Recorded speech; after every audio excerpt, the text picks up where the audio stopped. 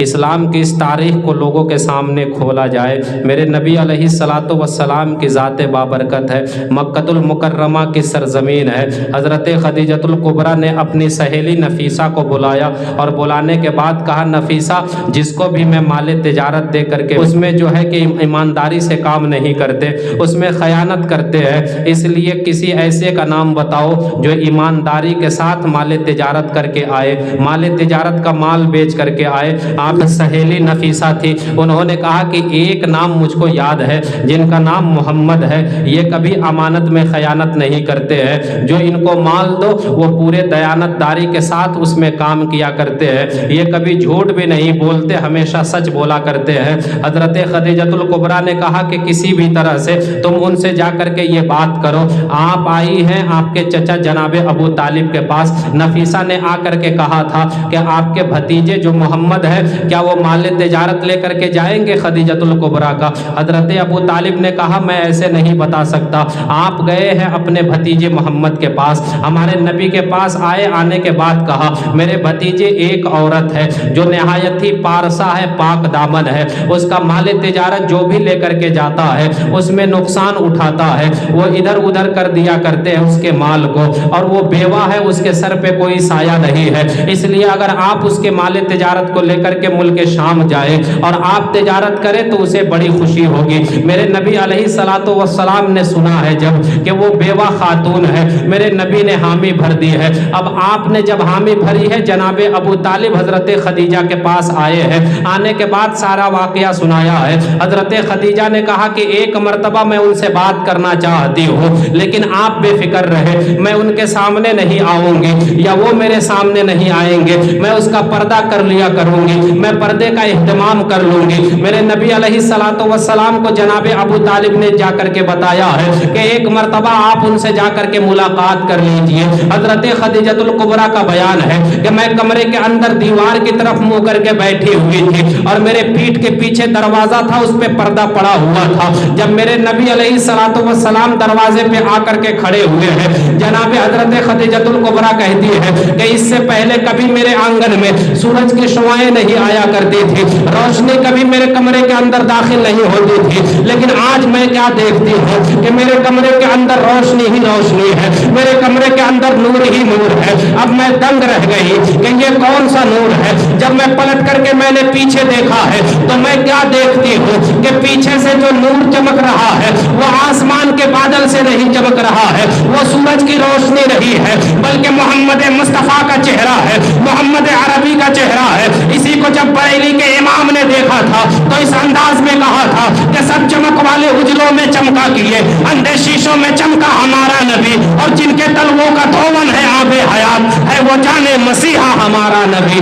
عزیزان ملت اسلامیہ، حضرت خدیجۃ الکبریٰ کو جو بات کرنی تھی وہ بات ہوئی، اس کے بعد میرے نبی پلٹ کر کے واپس گئے۔ اب آپ نے اپنے خادم اپنے غلام میسرہ کو بلایا اور بلانے کے بعد میسرہ سے کہا تھا میسرہ اب کان کھول کر میری بات کو سن لو، جب تم سفر میں جانا تو یاد رکھنا ان کو کوئی تکلیف نہیں ہونی چاہیے۔ آج سے پہلے میں جب تم کو بھیجتی تھی تو یہ کہا کرتی تھی کہ یاد رکھنا سامان میں ادھر ادھر کچھ نہ ہونے پائے، لیکن آج تمہیں یہ کہہ رہی ہوں کہ محمد کا خیال رکھنا۔ بہرحال المختصر اب وہ قافلہ روانہ ہونے لگا ہے۔ حضرت خدیجۃ الکبریٰ نے یہ بات بھی کہی تھی کہ جب تم مکے سے باہر نکل جانا تو سواری سے نیچے اتر جانا اور سواری پہ ان کو بیٹھانا، یعنی میرے نبی علیہ الصلاۃ والسلام کو اب قافلہ روانہ ہوا ہے۔ جب مکے کی سرحد سے باہر نکلا ہے میرے نبی علیہ الصلاۃ والسلام میسرہ نیچے اترے ہیں اور میرے نبی کو سواری پہ بیٹھایا ہے۔ اس قافلے کے اندر کفر کے جتنے بڑے بڑے تھے وہ سارے، ابو جہل، ابو لہب، عتبہ، شیبہ، جتنے تھے سب موجود تھے۔ جب میسرہ نیچے اترا اور میرے نبی کو سواری پہ بیٹھایا ہے، اب ابو جہل یہ کہہ رہا تھا یار تم نے کون سا کام کیا ہے، ان کو تم نے کیوں بیٹھا دیا ہے، تم کیوں نیچے اتر گئے ہو؟ آپ نے کوئی جواب نہ دیا۔ یہ قافلہ آگے جاتا رہا، اچانک سے قافلہ ایک جگہ پہ رک جاتا ہے، سارے لوگوں میں افراتفری کا ماحول مچ جاتا ہے۔ میرے نبی نے میسرہ سے کہا تھا کہ جاؤ پتہ کر کے آؤ کہ آخر رکنے کی وجہ کیا ہے۔ میسرہ آگے جاتے ہیں، آگے جا کر کے واپس پلٹ کر کے آتے ہیں۔ آنے کے بعد کہا تھا کہ 2 اونٹنیاں ہے جن کے جسم میں طاقت نہیں ہے، وہ نہایت ہی کمزور ہے، آگے جانے کی ہمت نہیں کر رہی ہے، وہ بیٹھ چکی ہے، سارے لوگ ان کو اٹھانے کی کوشش کر رہے ہیں، ابو جہل بھی پریشان ہے، ابو لہب بھی پریشان ہے، عتبہ شیبہ بھی پریشان ہے، لیکن اٹھنے کا نام اونٹنی نہیں لے رہی ہے۔ میرے نبی نیچے اترے ہیں، اترنے کے بعد تشریف لے کر کے گئے ہیں، میرے مصطفیٰ جب وہاں پہ گئے ہیں، جانے کے بعد ابو جہل سے کہا تھا کہ تم پیچھے ہٹ جاؤ، عتبہ شیبہ سے کہا تھا تم کنارے ہٹ جاؤ، میرے مصطفیٰ آگے بڑھے ہیں، آگے بڑھنے کے بعد اس اونٹنی کے ہاتھ، اس اونٹنی کے سر پہ اپنا دست نبوت رکھا ہے، اور دست نبوت رکھنے کے بعد میرے مصطفیٰ نے اونٹنی کے کان میں کہا تھا کہ چلتی کیوں نہیں ہے؟ جب اتنا میرے نبی نے کہا تھا، زمانے والوں نے اپنی آنکھوں سے دیکھا تھا کہ جو اونٹنی اٹھنے کو تیار نہ تھی، جس کے جسم میں طاقت نہ تھی، مصطفیٰ نے کیا جملے کہے ہیں کہ وہ اونٹنی اٹھ کر کے دوڑنے لگتی ہے۔ ابھی تک یہ اونٹنی پیچھے پیچھے چل رہی تھی، لیکن اب قافلے کے آگے آگے دوڑ رہی ہے۔ عتبہ الگ پریشان تھا، شیبہ الگ پریشان تھا، اور قدرت یہ پکار کر کے کہہ رہی تھی، او ظالمو تم نے میرے محبوب کو جانا نہیں ہے، ارے یہ تو اونٹنی ہے، اگر میرا محبوب مردے کی طرف بھی اشارہ کر دے گا تو محبوب کے کہنے کی دیر ہوگی، ادھر میرا محبوب کہے گا میں مردے کی جسم میں جان ڈال دے دوں گا۔ عزیزان ملت اسلامیہ، اب عتبہ یہ سوچ رہا تھا یار ان کا مقام تو دن بدن بڑھتا ہی جا رہا ہے، اب یہ قافلہ اور آگے چلا ہے۔ ایک جگہ پر جا کر کے یہ قافلہ ٹھہرا، میرے نبی علیہ الصلوۃ والسلام سب سے الگ تھلگ جا کر کے ایک درخت تھا، اسی درخت کے نیچے بیٹھے۔ جب اس درخت کے نیچے میرے مصطفیٰ بیٹھے ہیں، ایک پادری بیٹھا ہوا تھا اپنے گرجا گھر میں، پادری باہر نکلا، میسرہ کو بلایا، ہاتھ کے اشارے سے ادھر آؤ۔ میسرہ آئے، اس کے بعد میسرہ سے اس پادری نے پوچھا تم جانتے ہو یہ کون ہے؟ تو میسرہ نے کہا کہ ابھی زیادہ تو نہیں جانتا، بس اتنا جانتا ہوں کہ ان کا نام محمد ہے اور یہ کبھی جھوٹ نہیں بولتے،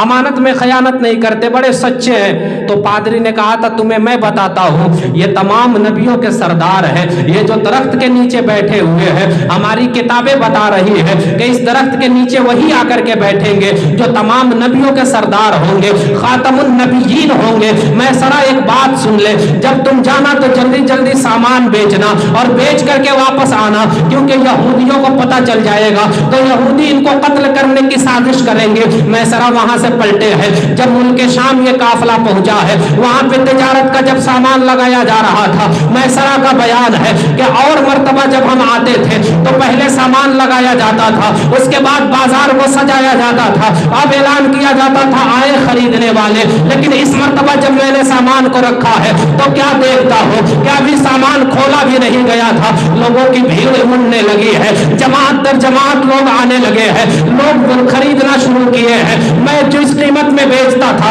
میں دوگنی قیمت میں بیچنے لگا، لوگ خریدتے چلے گئے۔ اب میں یہ سوچ رہا تھا لگتا ہے میرا سامان بڑا عمدہ ہے، لگتا ہے میرا سامان بڑا اچھا ہے، اس لیے لوگ ڈبل قیمت دے کر کے خرید رہے ہیں۔ کچھ دیر کے لیے میرے نبی اٹھتے ہیں، اٹھنے کے بعد میرے مصطفیٰ گئے ہیں پردے کے پیچھے۔ اب میسرہ کا بیان ہے کہ جب مصطفیٰ وہاں سے اٹھ کر کے گئے، جتنے لوگ کھڑے تھے لائن میں وہ سارے لوگ وہاں سے اٹھ کر کے چلے گئے، کوئی خریدنے کو تیار نہ ہوتا تھا۔ اتنے میں ایک انسان آیا، اس نے آ کر کے مجھ سے پوچھا بتاؤ یہ سامان کتنے میں بیچ رہے ہو؟ میسرہ کہتے ہیں کہ میں نے سامان کی قیمت بتائی، جب میں نے قیمت بتائی ہے وہ انسان جلال میں آیا، غصے میں آیا، اور غصے میں آ کر کے کہنے لگا کہ اتنی قیمت میں یہ سامان کیسے بیچ رہے ہو؟ مصطفیٰ پیچھے پردے کے تھے، جب میرے نبی نے یہ جملہ سنا ہے، میسرہ کا بیان ہے کہ محمد باہر آئے ہیں اور آنے کے بعد مسکرا کر کے کہا تھا بھائی یہ میرا سامان ہے، اتنی قیمت میں ہی ہم بیچیں گے،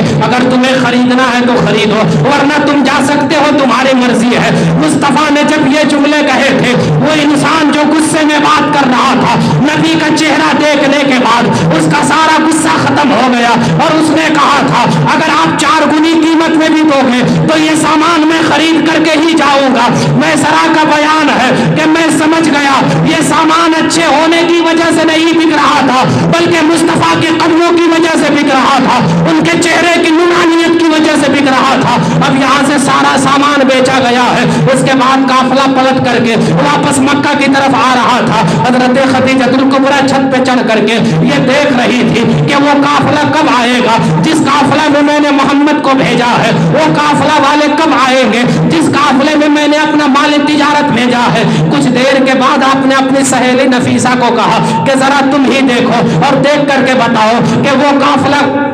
आ रहा है कि नहीं आ रहा है। नफीसा ने देखा है, कुछ देर के बाद देखती है कि वो काफिला जिस काफिले में मेरे नबी गए हुए थे वो सामने से आ रहा है। नफीसा ने हजरत खदीजा को बुलाया है। हजरत खदीजा ने देखा है काफिले वालों को, एक चेहरे पे नजर पड़ी है, वो चेहरा चांद से भी ज्यादा चमक रहा था, सूरज से भी ज्यादा रोशन था। हजरत खदीजा ने अपनी सहेली नफीसा से पूछा था कि बताओ वो जो खूबसूरत चेहरा वाला आ रहा है उनका नाम क्या है। हजरत नफीसा ने कहा था उन्हीं का नाम तो मोहम्मद है, वही तो तुम्हारा माल लेकर के तिजारत करने के लिए गए थे। हजरत खदीजा नीचे उतरी है, दरवाजे पे जाकर के खड़ी हो जाती है। हजरत खदीजा दरवाजे पे खड़ी होकर के इंतजार कर रही थी। हजरत मैसरा अंदर आए हैं, आने के बाद उन्होंने सारी कीमत हजरत खदीजा के सामने रखी है और रखने के बाद मैसरा ने कहा था कि ये जो आप देख रहे हो हर मर्तबा से ज्यादा मुनाफा इस बार हुआ है, हम दोगुनी कीमत लेकर के लौटे हैं।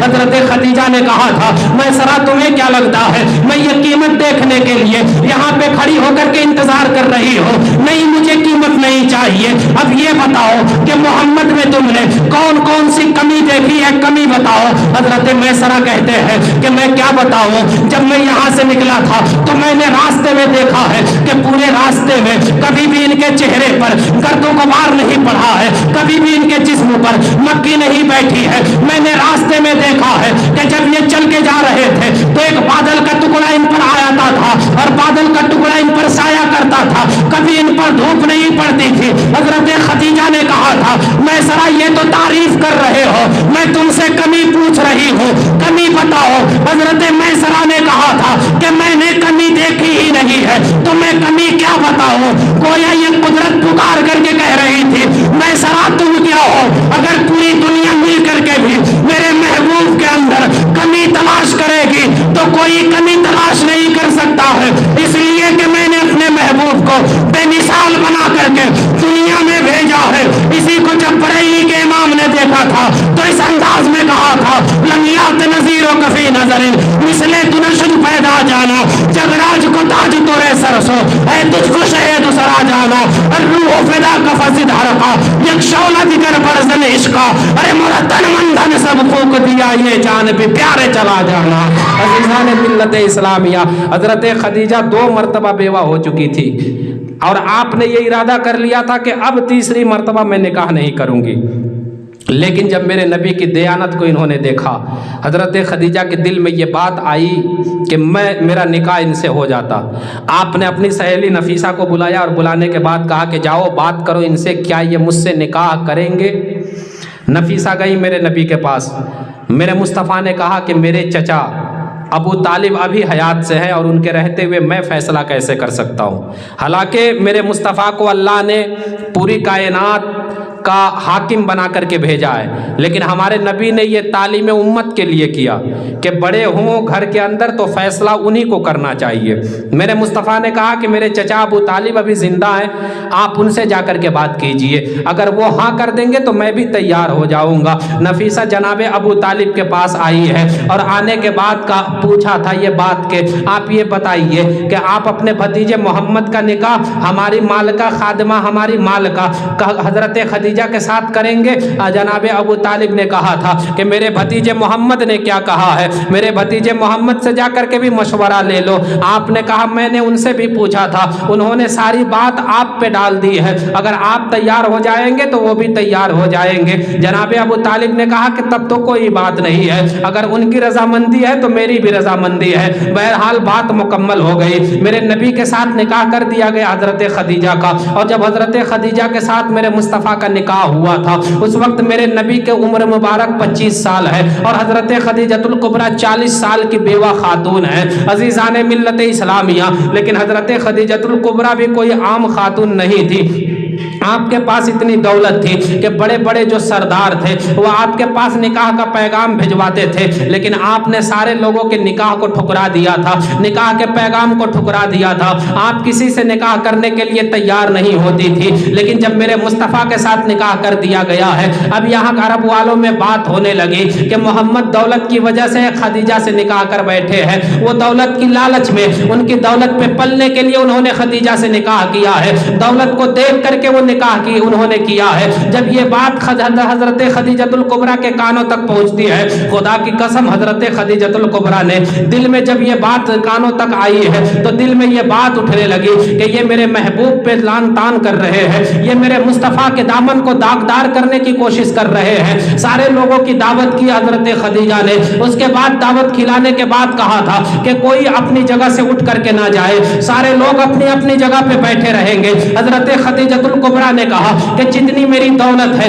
وہ ساری دولت نکال کر کے لائی جائے، ساری دولت نکال کر کے لائی گئی ہے، اتنی ڈھیر لگا دی گئی تھی دولت کی، اتنے سکے سونے چاندی کے جمع ہو گئے تھے کہ اس پار جو شخص کھڑا ہوتا تھا وہ اس پار والے کو نظر نہیں آتا تھا، اور جو اس پار ہوتا تھا وہ اس پار والے کو دیکھ نہیں پاتا تھا۔ حضرت خدیجۃ الکبریٰ نے خطبہ دیا تھا وہاں پہ، وہ لوگوں تم کیا کہہ رہے ہو کہ دولت کی وجہ سے مصطفیٰ نے مجھ سے نکاح کیا ہے، دولت کی لالچ میں انہوں نے نکاح کیا ہے، تو کان کھول کر کے سن لو، یہ دولت جتنی تم دیکھ رہے ہو یہ دولت بھی مصطفیٰ کے قدموں پہ قربان ہے، اور خدیجہ کی جان بھی مصطفیٰ کے قدموں پہ قربان ہے۔ حضرت خدیجہ نے کہا تھا یا رسول اللہ اب تو سودا ہو چکا ہے، جب تک زندگی رہے گی یہ زندگی آپ کے قدموں میں گزاری جائے گی۔ اسی کو جب کسی شاعر نے دیکھا تھا تو اس انداز میں کہا تھا کہ نہ زلف دیکھی ہے کہ نظروں نے گھٹا دیکھی ہے، ارے لٹ گیا جس نے محمد کی ادا دیکھی ہے۔ عزیزان ملت اسلامیہ،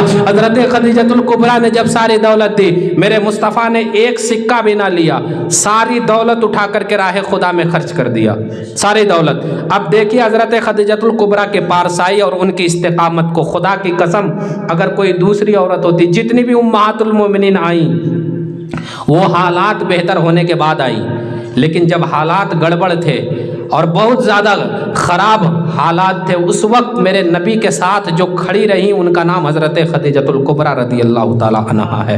اپنے گھر کے اندر رہتی تھی، جو آپ لباس پہنتی تھی وہ لباس میں سونے کے تار جڑے ہوئے رہتے تھے، لیکن جب اسلام کے دامن میں آئی ہے حضرت خدیجۃ الکبریٰ نے وہ دور بھی دیکھا ہے شیب ابی طالب کا۔ خدا کی قسم جب ان ظالموں نے میرے مصطفیٰ کو تڑپایا ہے، ان ظالموں نے میرے نبی کو رلایا ہے، میرے مصطفیٰ شیب ابی طالب کے اندر چلے گئے، کچھ مسلمان ساتھ میں ہیں اور ساتھ میں حضرت خدیجۃ الکبریٰ رضی اللہ تعالی عنہا کی ذات بھی ہے۔ شیب ابی طالب کے اندر مسلمانوں ایک دن میرے نبی نے نہیں گزارا تھا، ایک ہفتہ نہیں گزارا تھا، ایک مہینہ نہیں گزارا تھا، بلکہ مسلسل 3 سالوں تک میرے مصطفیٰ شیب ابی طالب کے اندر بند رہے۔ اگر کوئی مسلمان بازار خریدنے کے لیے، بازار میں سامان خریدنے کے لیے جایا کرتے تھے، یہ ظالم سارا سامان پہلے ہی خرید لیا کرتے تھے تاکہ مسلمان کو کوئی بھی سامان نہ ملنے پائے۔ اگر کوئی صحابی سامان خریدنے کے لیے باہر جاتے، یہ کافر راستے میں کھڑے رہا کرتے تھے اور مار کر کے واپس کر دیا کرتے تھے۔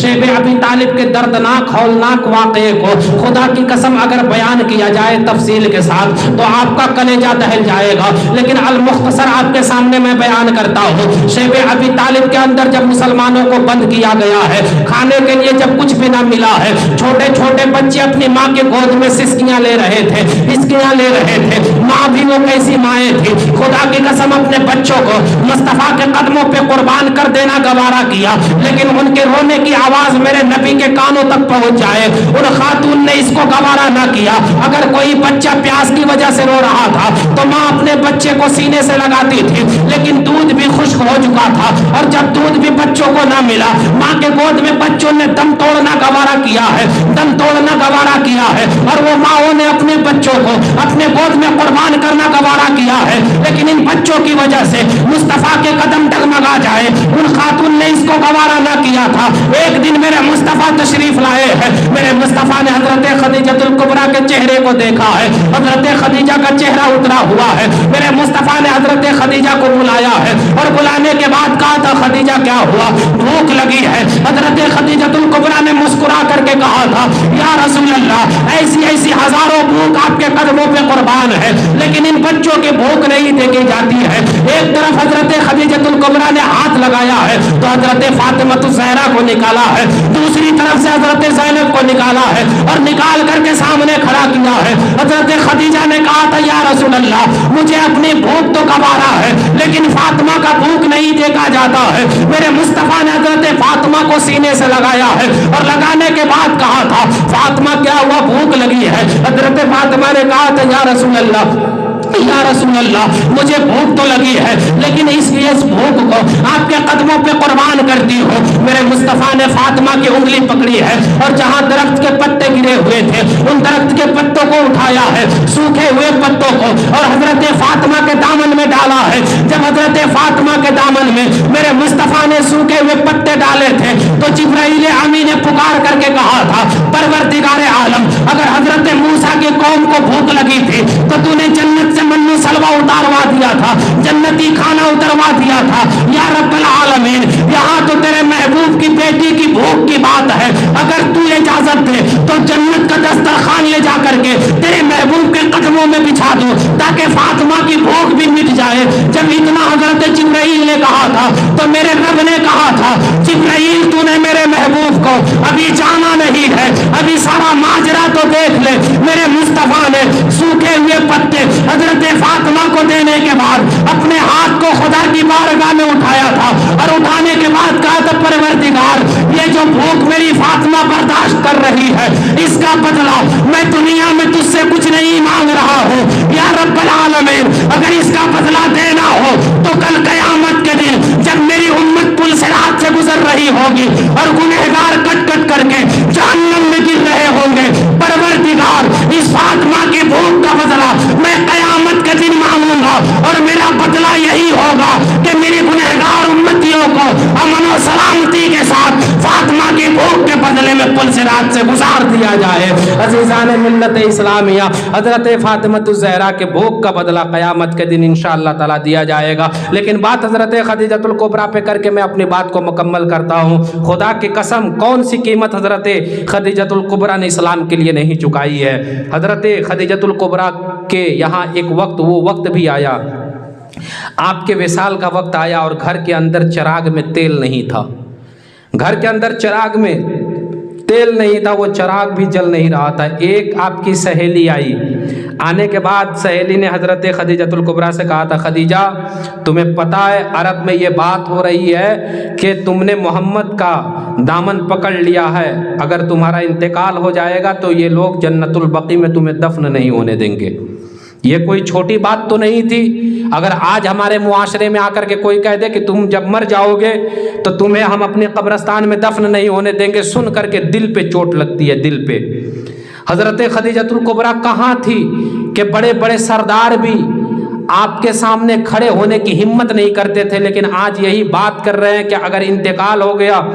تو ہم جنت البقیع میں دفن نہیں ہونے دیں گے. اگر کوئی اور خاتون ہوتی تو وہ شاید ان کا قدم ڈگمگا جاتا, لیکن ان کا نام حضرت خدیجۃ الکبریٰ تھا. یار اسلام کے لیے انہوں نے کیا برداشت نہیں کیا. سہیلی نے آ کر کے کہا تھا کہ ایک کام کر, تو میرے کان میں صرف اتنا بتا دے کہ تو نے محمد کا دامن چھوڑ دیا ہے. اگر تم اتنا بتا دو گی تو ہم جا کر کے سارے لوگوں میں تمہاری اس بات کو مشہور کر دیں گے اور پھر سے تمہارا مقام وہی مقام ہو جائے گا, تمہارا مقام وہی پھر سے عطا کر دیا جائے گا. حضرت خدیجۃ الکبریٰ نے کہا تھا کہ تم کیا چاہتی ہو کہ یہ باتیں کر کے تم جو ہے محمد کا دامن میرے ہاتھوں سے چھڑا دو گی, تو ایک بات یاد رکھنا, یہ جان دینا گوارا ہے لیکن ان کا دامن چھوڑنا گوارا نہیں ہے. یہ بات ہو ہی رہی تھی. حضرت خدیجۃ الکبریٰ کی طبیعت بگڑنے لگتی ہے. آپ نے اپنی بیٹی حضرت فاطمہ کو بلایا ہے اور بلانے کے بعد کہا تھا کہ جاؤ جا کر کے محمد مصطفیٰ کو بلا کر کے لے کر کے آؤ. حضرت فاطمہ الزہرا گئی ہے, نبی کو بلا کر کے لایا ہے, میرے مصطفیٰ سامنے کھڑے ہیں. حضرت خدیجۃ الکبریٰ بستر پہ لیٹی ہوئی ہے, اب روح جسم سے نکلنے والی ہے. حضرت خدیجۃ الکبریٰ نے کہا تھا یا رسول اللہ آپ کے ساتھ میں نے زندگی گزاری ہے, اگر مجھ سے کبھی کوئی کمی بیشی ہو گئی ہو یا رسول اللہ مجھے معاف کر دیجئے گا. یہ کون خاتون بول رہی ہے؟ یہ وہ بول رہی ہے جنہوں نے اسلام کو قبول کیا ہے تو اپنا سب کچھ قربان کر دیا ہے, جو مصطفیٰ کے عقد میں آئی تھی تو ساری دولت کو نچھاور کر دیا ہے، جنہوں نے مصطفیٰ کے قدم سے قدم ملا کر کے چلنا گوارا کیا ہے لیکن کبھی اپنے قدم کو پیچھے نہیں ہٹایا ہے، وہ خدیجہ بول رہی ہے یا رسول اللہ اگر مجھ سے کمی ہو گئی ہوگی تو مجھے معاف کر دیجئے گا، اگر مجھ سے کوئی تکلیف پہنچ گئی ہوگی یا رسول اللہ اسے درگزر فرمائیے گا۔ میرے مصطفیٰ کی آنکھیں برس رہی ہے، میرے مصطفیٰ سے حضرت خدیجہ نے کہا تھا یا رسول اللہ ایک بات اور کہنی ہے، اگر آپ کی اجازت ہو تو وہ بات آپ سے میں بول دوں۔ میرے نبی نے کہا تھا خدیجہ جو بولنا چاہتی ہو وہ آج کے دن تم بول دو۔ حضرت خدیجہ نے کہا تھا یا رسول اللہ اور کوئی خواہش تو نہیں ہے، بس اتنی خواہش ہے کہ اگر میرا انتقال ہو جائے تو میرے کفن میں یا آپ کی چادر مل جائے تو میری قسمت کا مقدر چمک جائے، میری قسمت کی معراج ہو جائے۔ میرے مصطفیٰ نے کہا تھا خدیجہ اگر آج تو میرا کھال بھی مانگ لیتی تو میں اپنی خال بھی نکال کر کے تمہیں خوشی خوشی دے دیتا، تو یہ چادر کون سی بڑی بات ہے۔ حضرت خدیجہ کا انتقال ہوا ہے، میرے مصطفیٰ نے قبر کے اندر اتارا ہے، اس کے بعد خدا کی بارگاہ میں ہاتھ اٹھا کر کے دعا کیا تو پروردگار یہ قبر میں آنے والی کوئی عام خاتون نہیں ہے بلکہ میری پہلی بیوی خدیجۃ الکبریٰ ہے۔ میرے مصطفیٰ نے یہ دعا کیا تھا، اس کے بعد میرے نبی نے کہا تھا پروردگار عالم اب تو انصاف فرمانا۔ اتنا جب میرے نبی نے کہا تھا تو خیر سے آواز آئی تھی میرے محبوب پریشان ہونے کی ضرورت نہیں ہے، ارے خدیجہ بعد میں قبر میں آئی ہے، قبر میں آنے سے پہلے اللہ نے اس کے لیے جنت کے محلات لکھ دیے تھے۔ عزیزان ملت اسلامیہ یہ حضرت خدیجۃ الکبریٰ رضی اللہ تعالی